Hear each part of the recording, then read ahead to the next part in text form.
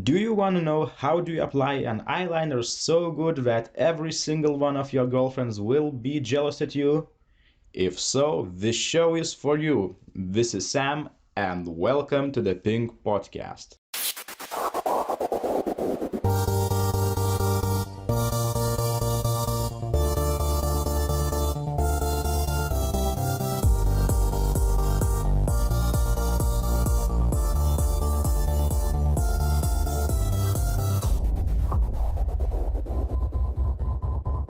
So before we begin today's episode, I actually wanted to answer a pretty important and valid question that I got asked last week, which is, hey Sam, why should we listen to you? You keep giving these advices, and do you have any experience whatsoever, or are you just some random dude on the internet? And that's a fair question actually. And no, I am not a random dude on the internet. And actually, I've been working in the fashion and beauty industry for more than 10 years, so I definitely have at least some experience in that. And I've also been a fitness trainer for the last 5 years. So if you have any questions about, makeup, style, fashion, or workouts, then you can definitely ask them. And obviously, there's always more to learn, so in case I get something wrong or you wanted to share something, feel free to send me an email to sam@pinkpodcast.com, and I'll be more than happy to share that knowledge with the rest of the world. And also, this episode is actually brought to you by airyhair.com, which is a manufacturer of awesome hair extensions, from both clip-in to keratin to micro ring loop to all kinds of different extensions, and all of them are made of real Remy hair. So if you're looking for synthetic ones, you won't find them there. So thanks to Airy Hair for supporting the show. And today's episode is actually going to be about eyeliners, and we'll also get to the question of the week, which is, how do you deal with breakups? And before we begin talking about eyeliners and just some tips, I'll just wanted to remind you about the basics of eyeliner. And I'm sure some of you already know all of that. And yes, there are 3 to 4 different kinds of liners, like pencil, gel, and liquid ones. But if you want to skip this part, feel free to do that. But you could be missing out some important aspects regarding brushes and formulas and so on. So without further ado, let's dive into it. So the first eyeliner is one that everyone probably knows or have seen, even all men, or at least the one that have had moms or grandmothers or a girlfriend. So it's a pencil eyeliner, and it's actually is really easier to apply, but it does not really spread as smoothly or quickly as a gel or liquid eyeliner. And there are actually many kinds of pencil eyeliners, and I spoke with one woman last week, and when I told her about different kinds of pencil eyeliners, she looked at me and said, what, there are different kinds of eyeliners? And yes, there are. I don't know if she was from outer space or whatever, but basically, there are 3 different ones that I'd like to mention, or to get more details to you. So the first one is actually a classic wooden pencil one-liner, which I'm sure you'll find in every grandmother's drawer or a closet or a makeup shelf, whatever you keep their all beauty products. Wooden pencil is actually the cheapest of them all, and it's a good solution when you're on a budget, I guess, or trying to save for some awesome gift for your spouse or whatever, I don't know. And one of the negative things about the wooden pencil eyeliner is actually it's not really that good. It can be either too soft or too hard, and it's pretty imprecise. So if you really want to use a pencil eyeliner, I suggest you to go for a plastic one, which is probably the best pencil liner out there, at least as far as I know. And since we made actually high quality, we actually allow the color of the core to be softer and smudgeable, so it sort of solves the issues of the wooden pencil. So if you want to spend a little more on that, definitely consider a plastic eyeliner. And the third one that I want to mention is a retraceable pencil. And there's also like non-retraceable and so on, but retraceable pencils can actually be both high quality and long lasting, but they are usually harder, and it's hard to use them on the water line since they aren't supported from all sides. So I guess give it a try if you want to, but if you want to go with a pencil eyeliner, I recommend you to go with a plastic one. Just keep in mind that they are more expensive than the wooden ones. So the next one are actually gel liners, and gel liners, I mean, a lot of women use them, either gel or liquid ones. I mean, I haven't seen someone use a pencil like constantly in a long time. Sure, maybe for some like occasions when it's really necessary, but most of the time, at least where I live, or women that I talk to or have slept to, I guess, they always tend to use like gel or liquid eyeliner. So the gel liners actually do glide really easily, and they come in a little pot with a brush. And if you ever wondered like what's the difference between all these brushes and which one should I get, so if you want to push the eyeliners into the lash line, you should pick the one that has an angled eyeliner or a flat brush. And there's also like bent liner brushes, and they are good at working around the lashes, but both bent and classic brushes are also good for driving a wing on. On a downside, however, we can be pretty imprecise, so if there are too many hairs in the brush, get a brush that is going to draw the thickness that you prefer. And another one is actually that I wanted to mention is a curved brushes. And curved brushes can do both push liner and define, but in my experience, we aren't really good at any of the jobs, so it's sort of like all-in-one solution that doesn't really work, I guess. I mean, I maybe could be wrong, maybe there are just now some awesome gel liners with curved brushes, so if you do know one, definitely tell us and I'll just share that information with everyone else. So to sum up, the pros of gel liners are actually that they are really long lasting, and it's a pretty great value product because they do dry out quickly and are more forgiving in application than, let's say, liquid liners. And although they still have a learning curve, and there's a smaller color range than pencil or liquid eyeliner, so definitely think about whether or not you should get a gel liner. But the third one and the final one is a liquid liner. And liquid liners, I actually use it for precision, and they do take some time to dry after applying, so keep that in mind. And liquid liners usually come in either a typical tube or a tube and a brush and pen style. I'm sorry, with a brush and pen style. So if you're wondering like what do you need to look at when buying a liquid eyeliner, there are two things only. I mean, there's also a color, but it's actually the brush tip and the formula.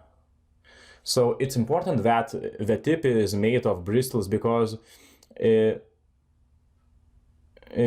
should like lay together and don't splay out, because this will provide a precise line. Otherwise you'll end up just like messing your eyes, and you don't really want to do that.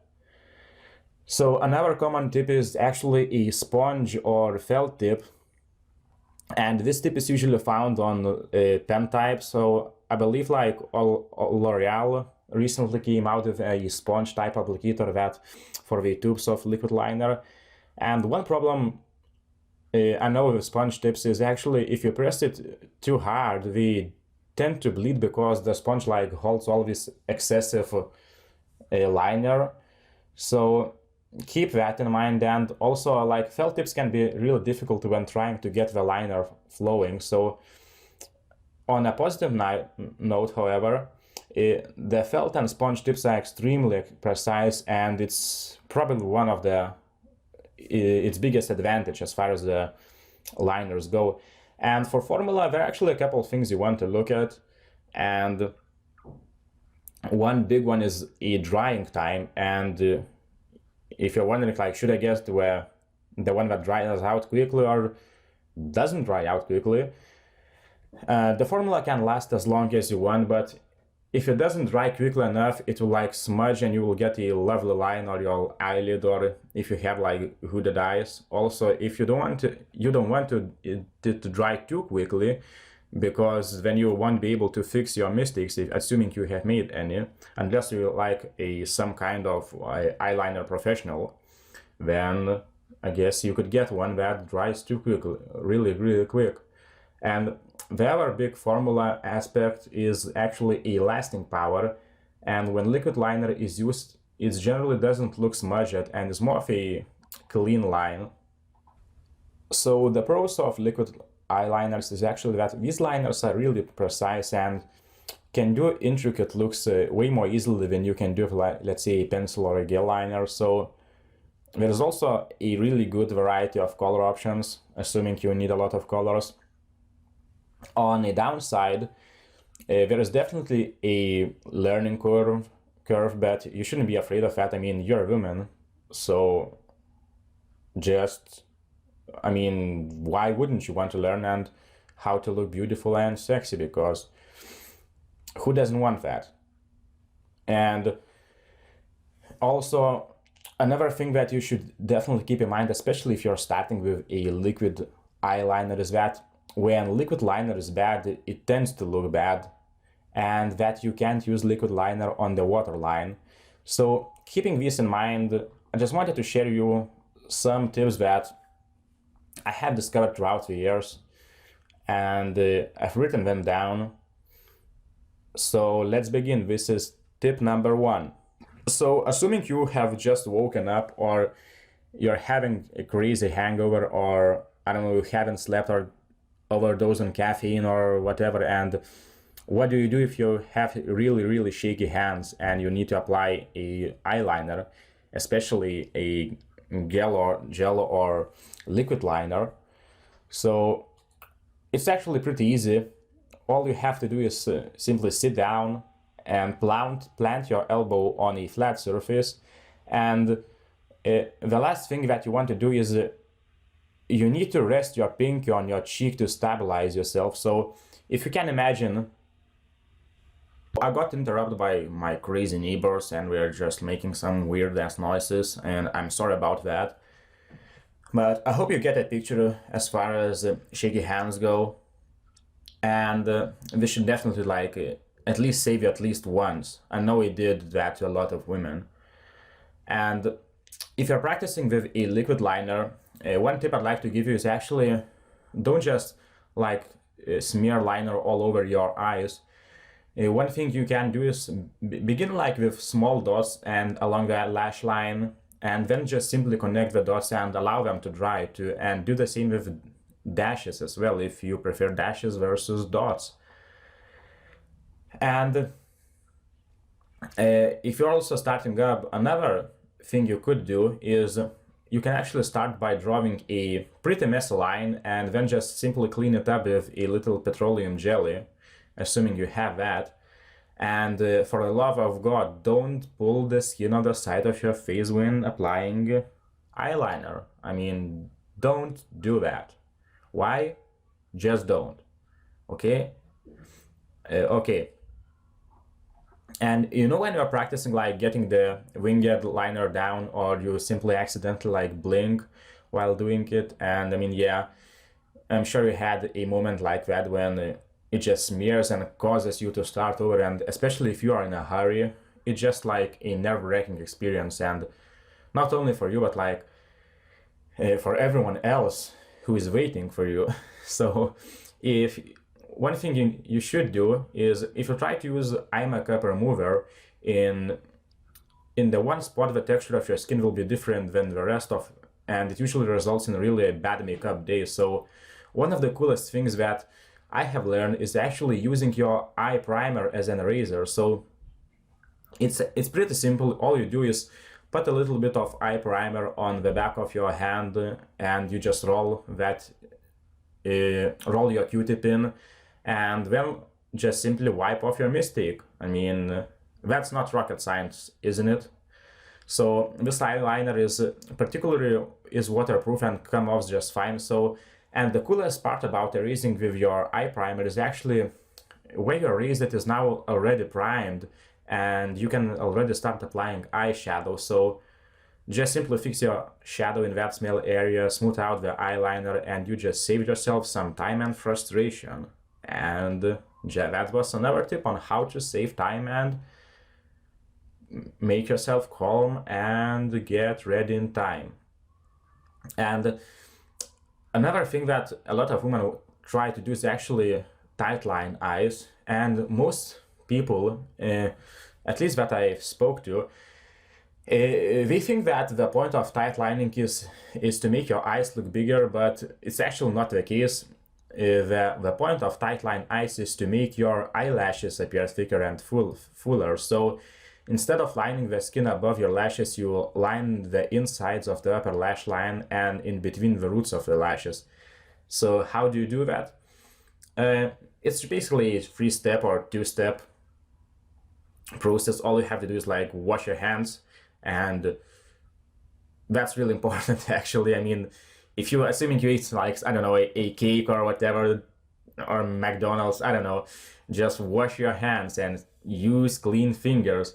So with your washed fingers, gently lift your lash upward, and you'll see there are like tiny gaps between your lash hairs, and you'll be required to fill them with the eyeliner. So simply use your eyeliner and then just dab it in between like each individual lash and get as close to the roots as possible. Just don't do that if you have like shaky hands that day. I mean, this one requires precision, and basically you are pretty much done. But if you'd like to intensify the look even more, what you can do is tight line your bottom lash line too, and all you do is just gently lift your lower lashes downwards and fill the gaps between each lash. And that's pretty much it. That's how you get tight line eyes. And as I've said, they are not there to make your eyes look bigger. They are here to make your eyelashes appear thicker and fuller. So one of the other tricks I wanted to tell you today is actually applying a winged eyeliner. Especially if you're starting up, it can be pretty tricky and frustrating. So this might be not be the cleverest or the sharpest way to do it, I guess, but it's sort of a life hack. I guess you could call it like eyeliner life hack. So all you need is like your preferred eyeshadow and a felt-tipped pen of your choice. So what you do is simply like apply eyeliner across your eye. You can also choose to make it as skinny or thick as you would like. It doesn't really matter. And then all you have to do is angle your pen so the tip faces outward, if you can like imagine that, and then simply like place the tip of your pen where you want your wing to end and angle it how you want. And once you have done that, just simply like press the pen firmly against your skin and drag down and up along your existing line. And that's pretty much it actually. You should definitely have a pretty nice wing, and assuming you did not, try it a few more times, and it's one of those quick to learn tricks that you can use before you're like ready to commit to I guess an eye wing that like takes much more of your time. So these were eyeliner tips. You have yours, definitely send me that to sam@pinkpodcast.com. And now we are ready to go for the question of the week, which is, hey Sam, I've recently broke up with my boyfriend, and we're just wondering if you have any tips or anything on how to deal with that. When it comes to breakups, there are many different ways you can deal with that, and probably the most popular one is alcohol or some substances that get you high or whatever, and that's what a lot of men actually do or prefer, while women are more likely let's just say go to a club or some other place to socialize or have fun or whatever. And it's interesting to note that while men prefer, let's say, just drinking with their buddies or by themselves, women are more likely just go to a club. And one of the other things that I wanted to say is having a revenge sex or just like hooking up with, I don't know, random guy because you just want that validation and that attention from men. And if some say that it's unhealthy, but I'm not really sure. I mean, sure, you do feel kind of bad afterwards because you're just like staring at an empty soul after you have had sex with a random person after a breakup. But also, I mean, there's a lot of slut shaming, I guess, or just our society in general simply like don't like women that have had sex with a lot of men, and I have no idea why that is. I mean, I do have an idea, but I just don't understand that. So if you're wondering why does that happen, it's basically all comes down to this. Since for women it's actually much easier to have sex or get into a relationship or anything than for men to. Because if you were to put, let's say, I don't know, a mediocre or, okay, let's just put a mediocre man, guy, and a woman at the club, and if woman wants to have sex, there's like a 99.99% that she will end up hooking up with someone at a club and having sex with that person. I mean, that's just the way it is. And for men, it's actually not that simple. It's probably like 1 out of 10 or whatever will end up having sex. I mean, it all depends on the place and so on. But for men, it's actually much harder because we are just so needy. And when you can get what you want, you become even more needy, which just like fuels this never-ending cycle. So in my opinion, that's how it all started. I mean, men just got jealous at women because I mean, let's face it, women control sex. And men got jealous, so I'm sure it was like many years ago. So they just started like saying, oh, if you have had sex with many guys, it's because you're like a bad person, or I don't know, it's just bad for you and you should be ashamed of that. And I don't really understand why would we get jealous. I mean, you could always just improve yourself, but that's just the way society works, I guess. I'm actually one of those men that prefer women that have had a lot of partners, and basically mostly just all comes down to experience. I mean, if you have had like 2 partners or 10 partners, it doesn't really matter. I mean, you still can end up like getting married, having children, and raising a healthy family and so on. So I don't really understand why that's a bad thing. It's all positives because once you have had many relationships, I mean, at that time you definitely know what you want from your partner, or you could also, that could happen that you have now no idea what you want because you have been exposed to so many of them. It's like I don't know, picking an ice cream flavor when there are hundreds of them, you know. If you're like 2 flavors, let's say vanilla and chocolate, you'll probably be like, okay, it's chocolate this day and vanilla maybe. And if you have like the hundreds of different flavors, it's pretty hard to do so. So that's the downside of having multiple partners, I guess. But I only see the positives when it comes to that. And men, not all of men, but a lot of them actually want, let's say, oh, I want a virgin 25-year-old woman that knows how to move in bed and acts like a porn star. I mean, how do you get someone who acts like a porn star or knows what they are doing? I mean, you need to have a lot of experience, and for some reason men just don't understand that. So I could get into more detail when it comes to men and women relationship, because I used to really like go to clubs and all kinds of places until I found my perfect girlfriend. So I could definitely tell you more about that maybe in the next few episodes, assuming someone wants to hear that. But basically, that was a sum up on why